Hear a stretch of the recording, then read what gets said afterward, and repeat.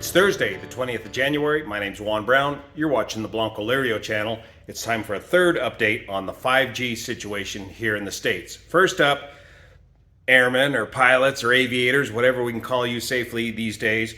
Those of you that are operating commercial aircraft that are subject to these 5G airworthiness directives and NOTAMs, update your pubs today and see you should have an alternative method of compliance in your pubs today that is going to allow you to fly Category 2 and Category 3 approaches, even if there's a NOTAM, Notice to Airmen or Notice to Air Missions, I understand now, more on that in a minute, that shuts down that particular instrument approach due to 5G interference. So check your pubs today for that, alternative method of compliance. So I want to cover three things, three misconceptions that have come up in the comment section from the last two videos we've done. First off, a comment you often see, you often hear, and this comes from the telecom industry, is 5G has been implemented safely overseas. What's the problem here in the United States? Well, it's apples and oranges. The 5G has been implemented differently overseas than what is being proposed here in the United States. First, European standards for 5G transmitter power levels is different. They have less power overseas than do the transmitters here in the United States. Second, the frequencies that were auctioned off by the FCC are different overseas than over here in the United States. There is a wider buffer between the radio frequencies of the radio and radar altimeters of our aircraft and the 5G wireless system overseas as compared to the United States, which has a much narrower buffer. So the buffering difference is different overseas. And three, overseas, in most locations, they have worked out a condition to not put the 5G transmitters within a 2-mile radius of these instrument approach courses, which is what we're looking for here in the United States. So they have managed to reach an agreement in most locations overseas, but not yet here in the United States, thus another 2-week delay for 5G near airports. Now, when an existing frequency is occupied and then a newcomer comes to that frequency and potentially offers interference or interferes with the already existing frequency, standard law is that the new offending frequency needs to go away or move out or create additional buffer or do something to eliminate the interference with the already existing channel, in this case, the radio and radar altimeters of the aircraft. Now, the FCC, of course, has auctioned these frequencies off at great cost. The FCC used to be a highly technical regulatory government agency, but in the years hence has now become a marketplace. And these frequencies were auctioned off for billions of dollars.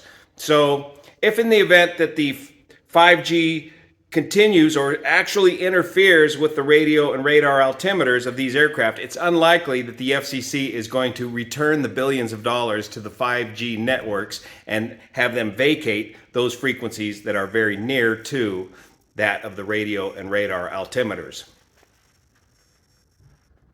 Which brings me to my next point. Why doesn't the airlines just fix their radio and radar altimeters? Well, first, it's not their problem. They were there first. Secondly, it's not that easy. In order to change anything on a certified airplane, it has to go through the FAA PMA TSO procedures. So in order to produce a part for an aircraft, it has to be done by a parts manufacturer authority representative, and that part has to comply with a TSO or technical standard order. In order to First, you got to create the technical standard order. That takes time. And then you got to create the part from the part manufacturer authority.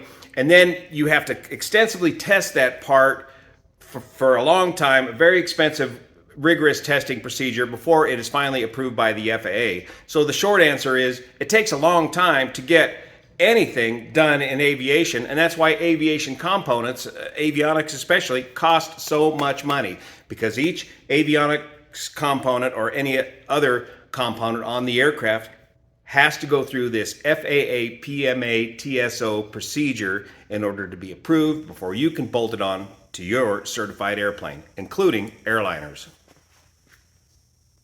Finally, this problem isn't just exclusively a problem for airliners and auto land capability. The radio altimeters are used in a variety of systems on the airliners, but it is the auto land capability that we are most concerned with, as that is the most critical phase of flight.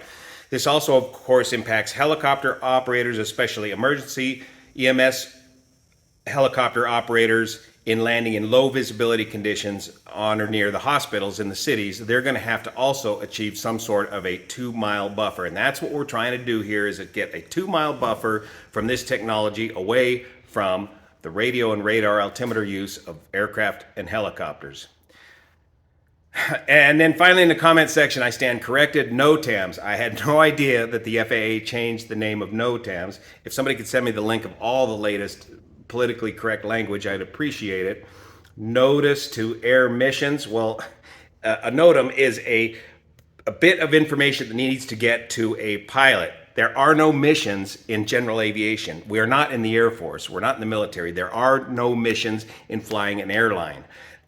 You need to get a notice to a person, NOTAM. Now, I understand you got to keep the acronym together, but this kind of fiddling around with, well, how do you call it?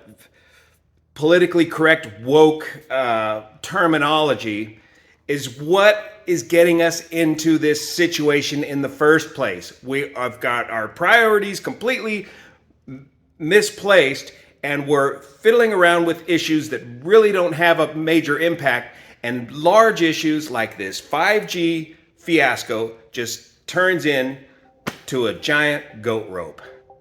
Thanks so much for your support of this channel, especially over on Patreon, that make this content possible. See you here.